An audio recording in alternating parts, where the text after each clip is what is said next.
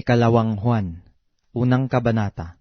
Ang matanda sa hirang, naginang at sa kanyang mga anak, na aking iniibig sa katotohanan, at hindi lamang ako kundi pati ng lahat ng mga nakakakilala ng katotohanan. Alang-alang sa katotohanan na nananahan sa atin, at sa atin magpakailanman. Sumaatin nawa ang biyaya, awa at kapayapaang mula sa Diyos Ama at kay Hesukristo, anak ng Ama, sa katotohanan at sa pag-ibig.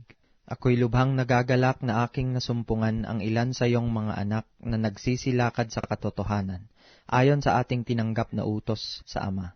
At ngayon ipinamamanhik ko sa iyo, ginang, na hindi waring sinusulatan kita ng isang bagong utos, kundi niyaong ating tinanggap ng pasimula, na tayo'y mangag-ibigan sa isa't isa. At ito ang pag-ibig, na tayo'y mangagsilakad ayon sa kanyang mga utos. Ito ang utos na tayo'y mangagsilakad sa kanya, gaya ng inyong narinig ng pasimula.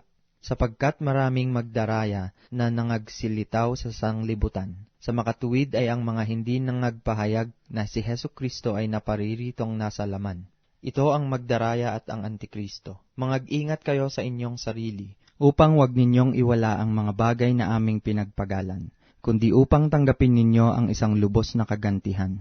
Ang sino mang nagpapatuloy at hindi nananahan sa aral ni Kristo ay hindi kinaroroonan ng Diyos. Ang nananahan sa aral ay kinaroroonan ng Ama at gayon din ng Anak. Kung sa inyo'y dumating ang sino man at hindi dala ang aral na ito, ay huwag ninyong tanggapin sa inyong bahay, at huwag ninyo siyang batiin, sapagkat ang bumati sa kanya ay nararamay sa kanyang masasamang gawa. Yamang may maraming mga bagay na isusulat sa inyo, ay hindi ko ibig isulat sa papel at tinta. Datapwat inaasahan kong pumarian sa inyo at makipag-usap ng mukhaan, upang malubos ang inyong galak.